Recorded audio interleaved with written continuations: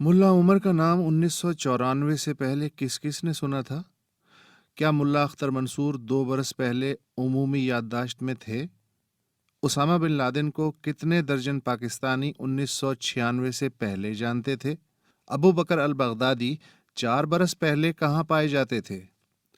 اس سے زیادہ مزہ کا خیز سنجیدہ بیانیہ بھی کیا ممکن ہے کہ بیت اللہ مر گیا اب پاکستانی طالبان کی کمر ٹوٹ جائے گی، حکیم اللہ مر گیا اب تو طالبان کے متحرک رہنے کا سوال ہی پیدا نہیں ہوتا، بس فضل اللہ کسی طرح ہاتھ آ جائے تو آپریشن ضرب عضب کی تکمیل ہو جائے گی۔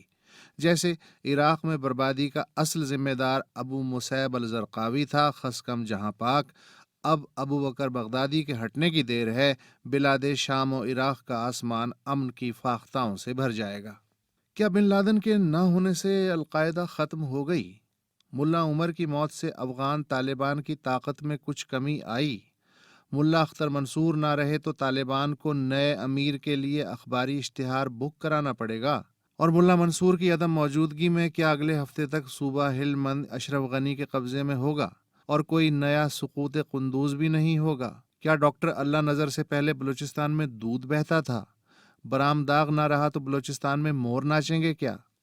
پھٹیچر سے پھٹیچر ہدایت کار کو بھی ناظر کی جبلی کمزوری معلوم ہے کہ لوگوں کی توجہ کا مرکز اداکار ہوتے ہیں، ان کے اچھے برے ہونے سے کوئی فرق نہیں پڑتا۔ فلم کے اصل آدمی یعنی ڈائریکٹر کے بارے میں کتنوں کو کرید رہتی ہے، لہٰذا ایک اداکار چل جائے تو اس کی قسمت، نہ چلے تو بھی اس کی قسمت۔ مگر ہدایت کار کو یہ سہولت بہرحال ہے کہ ایک فلم ناکام ہو تو دوسری کامیاب ہو جاتی ہے، نہ بھی ہو تو تیسری بن جاتی ہے، ایک فائنانسر انکار کرتا ہے تو کوئی اور فائنانسر پھنسا لیا جاتا ہے۔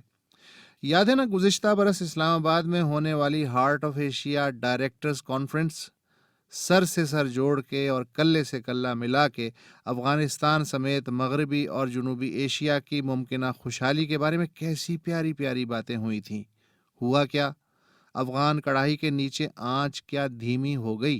یہ چین اور امریکہ کا بھی خوب ہے۔ چین کے مشرقی سمندر میں ایک دوسرے پہ غراتے ہیں اور مغربی سرحد پہ افغانستان میں ایک دوسرے کو پہلے آپ کہتے نہیں تھکتے۔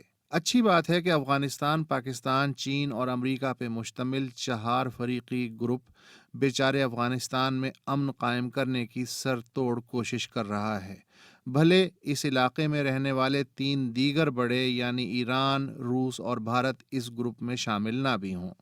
چلیے ایران، روس اور بھارت کو چھوڑیے، یہی بتا دیں کہ 4 فریقی افغان گروپ آپس میں کتنا متفق ہے۔ کیا گروپ کا معزز رکن پاکستان حقانیوں پہ سے ہاتھ اٹھانے کو تیار ہے؟ کیا گروپ کا حصہ کابل حکومت پاکستانی طالبان کو سرحد پار کارروائیوں سے روکنے پہ آمادہ ہے؟ کیا گروپ کا سرخیل امریکہ سمجھتا ہے کہ امداد اور F-16 وغیرہ کی فراہمی میں اڑنگے کے باوجود پاکستان افغان طالبان کو اچھا بچہ بنانے کے لیے بدستور ڈو مور کرتا پھرے گا؟ کیا 4 فریقی افغان گروپ کا دوسرا سرخیل چین بھارت سے سالانہ 75 ارب ڈالر کی تجارت کے باوجود اس امریکی خواہش کا احترام کرتا ہے کہ بھارت افغانستان میں اہم فریق بنے؟ بدلے میں کیا بھارت آمادہ ہے کہ پاک چائنا کوریڈور منصوبہ آسانی سے مکمل ہو جائے؟ کیا پاکستان ایسے افغانستان کو قبول کر لے گا جو بھارت اور ایران کے ساتھ مل کے اقتصادی اور سیاسی لحاظ سے پاکستان کو بائی پاس کر دے؟ اور کیا چین یہ برداشت کرے گا کہ ایرانی معاشی کیک کا زیادہ حصہ بھارت چاٹ جائے؟ اور کیا امریکہ اس علاقے کا مستقبل اس علاقے کی طاقتوں پہ چھوڑ کے بوریا لپیٹنا چاہے گا؟ اگر یہ سب ہو جائے تو پھر سب کچھ ہو جائے گا، ورنہ تو افغان کنویں سے 40 چھوڑ 40,000 ڈول پانی نکال لیں تب بھی کنواں پاک ہونے سے رہا۔ اس کنویں میں مفادات کا کوئی ایک کتا تھوڑی پڑا ہے، غول کا غول ڈوبا تیر رہا ہے۔